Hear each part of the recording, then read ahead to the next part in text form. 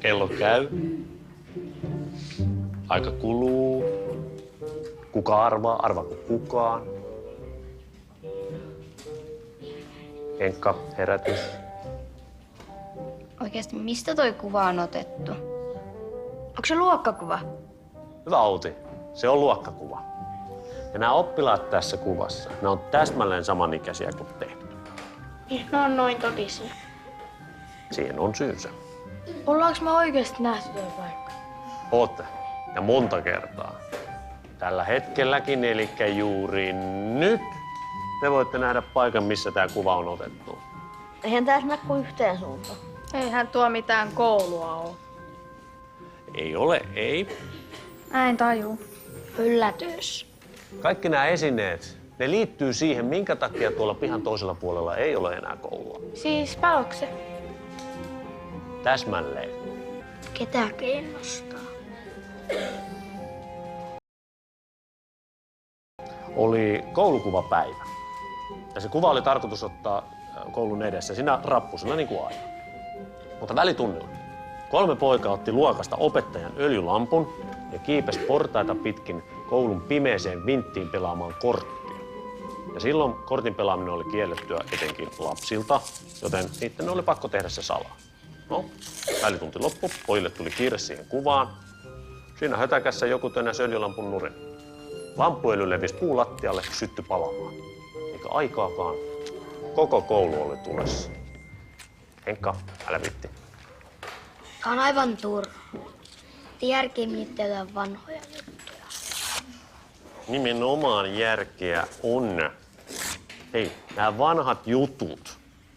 Nämä opettaa meille, että se mitä me tehdään, Henkka,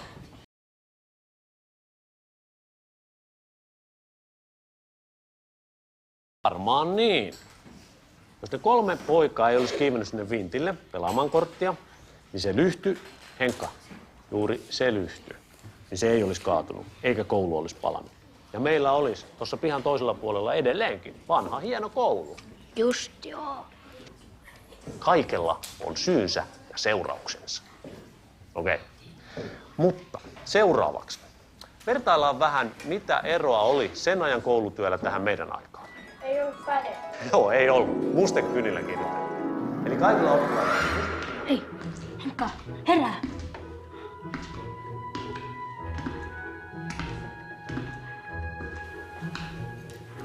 Aika täynnä.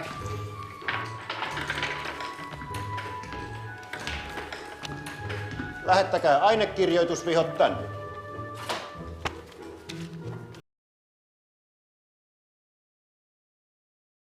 Kaikki. Henrik. Henkka. Koulukuva on koulun portaille. Kukaan ei saa myöhästyä. Henrik. Tämä ymmärretty. Hyvä opettaja. Peltola ja Koivumäki. Te autatte maitotonkat Keittolasta. Kyllä opettaja. Helminen ja Marjamäki. Taulu puhtaaksi. Kyllä, opettaja. Ja nyt kaikki välitunnille.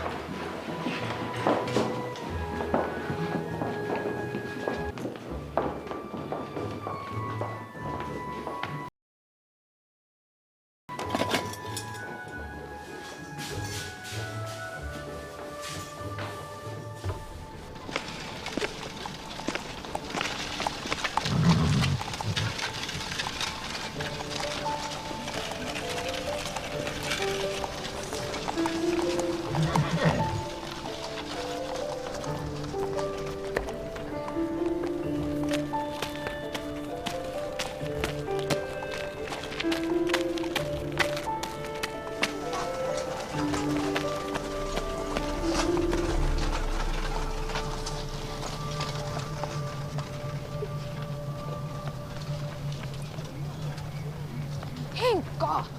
Mitä sä täällä vielä ootat? Meidän piti nähdä vintillä äkkiä nyt.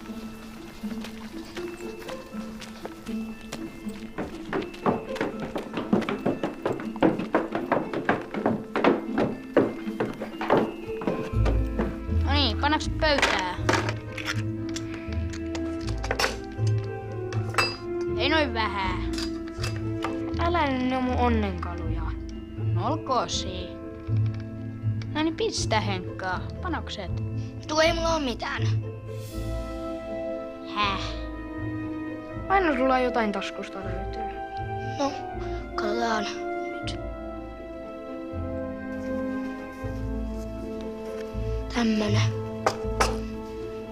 No niin, peli käyntiin.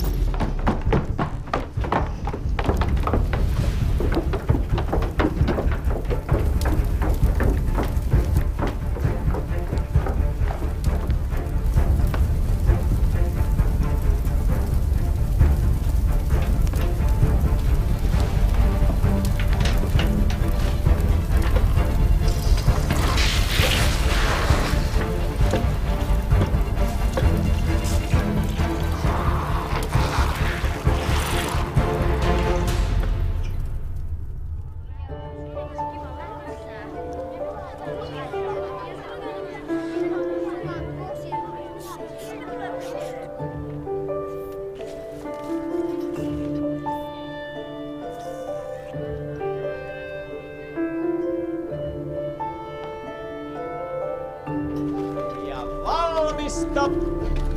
3, 2, 1.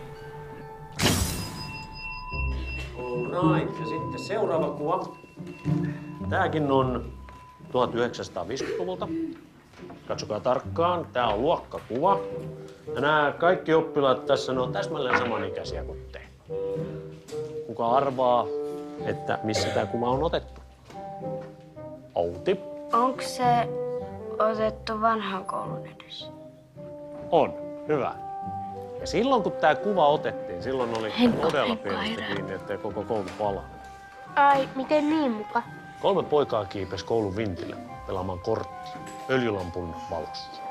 Öljylamppu kaatui ja sytytti tulipalon. Onneksi yksi pojista ehti sammuttaa palon ennen kuin se levisi. Mut siis mikä toi haamu tossa on? Niin. Itse asiassa kukaan ei ole pystynyt Joo, eli välitunnille hyvä. Hei, muistakaa, että historiassa on kyse teoista ja niiden seurauksista. Eli siis teidänkin jokaisella teolla on vaikutuksensa tulevaisuuteen. Kuulitteko?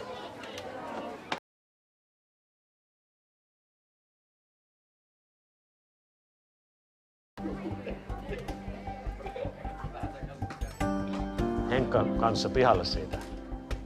Onks toi vanha koulu oikeesti Oikeesti mitä? aina ollut tossa?